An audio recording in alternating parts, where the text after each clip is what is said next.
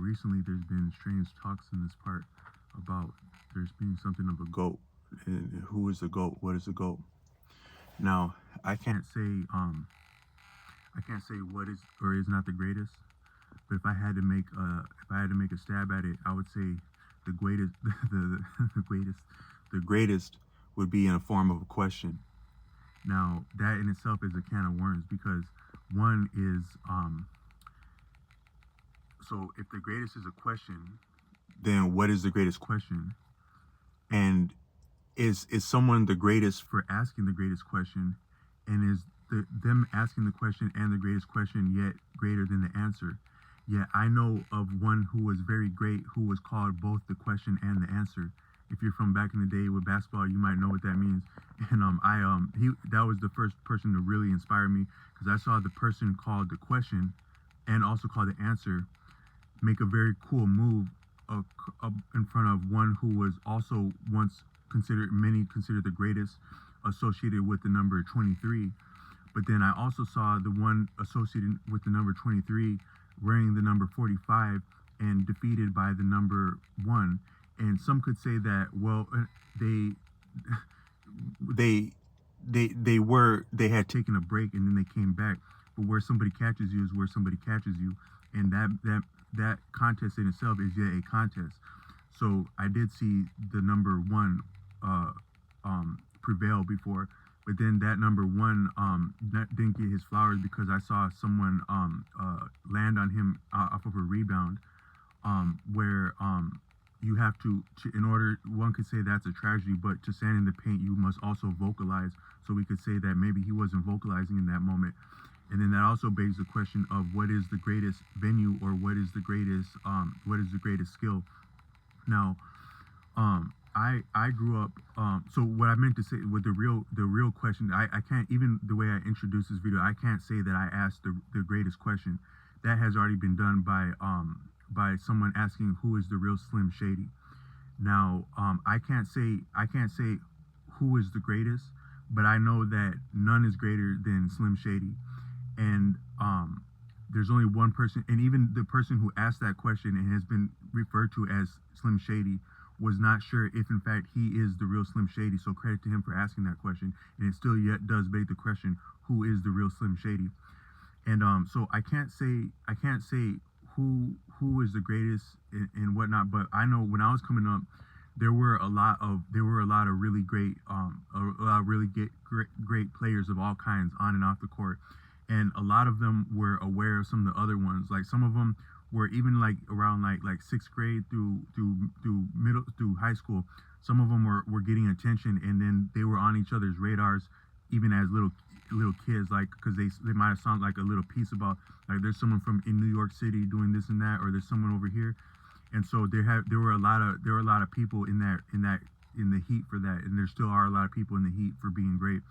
And some of them made, some of those very ones, they made it to shine like they were expected to, and some of them didn't. And I would say that it's still who is the really greatest. I would say the greatest is no one, and that would actually be the best way to describe the greatest, because the greatest likely we have not met or heard from the greatest, likely, because the greater something is, the more likely it is not to happen. So I would say that the greatest would either they would either choose not to be known, or they would have chosen for them not to be known, and so we yet do not know who the greatest. So maybe the real Slim Shady is no one to answer that question. But if I could say, and then also one could say, well, if they're, because people have done different cool things in different places. You had people on playgrounds doing cool stuff. You have people in all kinds of, and you had people in like other venues doing stuff, or you might have even had people like in something organized doing something greater than who would become landed organized. But that didn't put their name there. And then even like one could say, well, they didn't do it on the greatest stage, where I was given a ride home to someone not within the last 5-10 years, and it had been final season, and I was making a reference. Now I actually stopped following sports around the same time that I finished school, because if you just look at the word court, a court is perfect for all kinds of battle, whether social battle or physical battle. A court is battle, and our experiences are a function of the environment first and foremost. So to be on a court is to fight, plain and simple. So if I'm on a lesser court with people I don't know, grown men, and we're sharing something. So a court is a battle in the first place, and then to share something on top of that is even on, share the rock. That's even more. You're asking for more. So one could say that all the coolest moves and all the most graceful moves that we've seen on any court are nothing but to buy time till it comes down to a fight, if in my taste. But I was talking to someone giving a ride about what had been going on in the finals, and I actually had not been watching sports since I had become an adult. But they were like, oh, I'm not interested. No, I'm not really trying to hear about that. And so one could say that, on the stage of stages, the finals, that's not the greatest stage in everyone's book. So it stands to reason that the real Slim-Shady, the real no one, is still out there and is still viable for a venue of some kind that may be the greatest venue.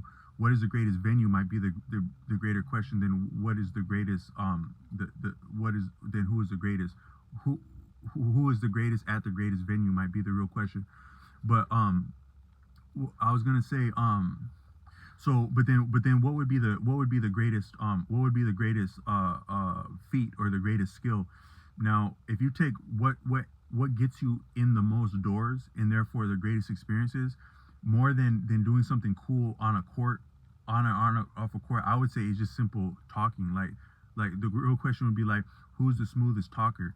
And now you can't be great at anything without doing it daily. So if you want to be the greatest basketball player, you better have a basketball in your hand while you're on your way to the doctor, because there's a chance that there might be a hoop in a neighborhood that you're passing halfway across town on your way to that doctor. And if you miss the opportunity to take one practice, to take one shot practicing, you can't go toe to toe with the greatest, I don't think. So anything you do, you need to be doing it with each solitary chance you get and don't get. And so if we're talking about who's the smoothest talker, as I speak, you probably have half of the world sleeping right now. So there's probably at least about 4 billion people talking right now, and not excluding myself. And then so there's probably at least 4 billion and one people talking with myself. And so there's lots of people getting lots of practice talking right now.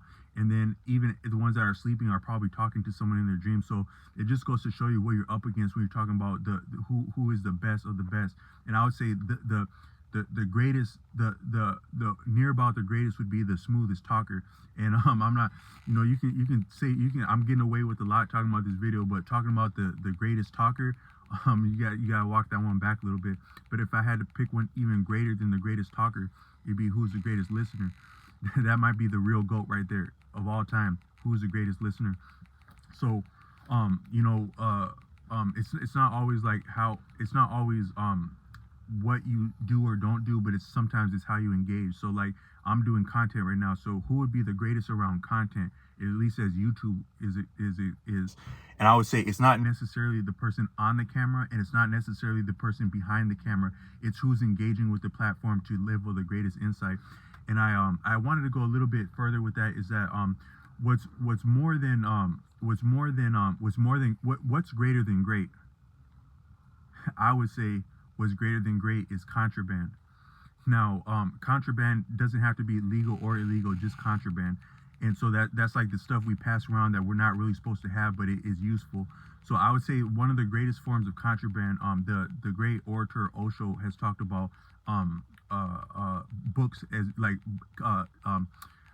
proscribed or like censored books would be one of the greatest forms of contraband, if not the greatest forms of contraband, because those are ideas in itself, and anything can be had with the right idea. And so if something is potent enough for someone not to want people to have it, that's some real contraband you're working with. So like dog-eared books that get passed around underground might be the coldest form of content, but within that would be the insight is the insight is the greatest form of content. So like just keeping it real, like I have like some long hair, but My front bangs, the only hair that counts are lace fronts. So someone could be like, well, you're not real because you put lace fronts in. But I say I'm realer than real because I got contraband right here, and that contraband is realer than you're real. But well, even wearing this, sometimes I go around like, and I've been getting a little bit better with style, I think. And I've also been putting my life together. So sometimes I might actually say some. I like to say little clever things to anyone and everyone as I can, just to get colder with it. And sometimes I see some beautiful women and I'll say stuff to them while I'm getting better with style and with my contraband. And sometimes I'll get shot down just the same. And so that goes to show that you can be firing on all cylinders, and you can actually be the winner on paper in a lot of people's eyes. But you actually, to the I think it says, to the victor goes the spoils, and the victor is not always the victor. So as I'm being fancy like this, the realest, coldest experiences have probably been had by a nobody. Like, I would say, like, if I could imagine who was the badder woman to ever walk the earth, I don't know, but if I had to guess, like, whoever had the most fun with her was probably a no one, like someone no one has heard of, and that might be your real goat right there. But all I meant to say is that it shows you, like, what is the great, what is the best, what is the goat. Because now I can have, like, I can think myself as being getting to have style, and I have a lot of ways of doing things, but I don't necessarily get to have the most fun doing that. And then the person that gets to have the most fun might not have some of the tricks up their sleeve that I have. So it goes to show that you can't really say exactly who's the greatest or who's the GOAT or who won. And I was quoting the number 23 to my brother one time, and I was quoting the number 23 as being great for saying that you can't actually say who's the greatest. He had said that himself. But then my brother, who is he if I were to, he's great in certain ways, demonstrably.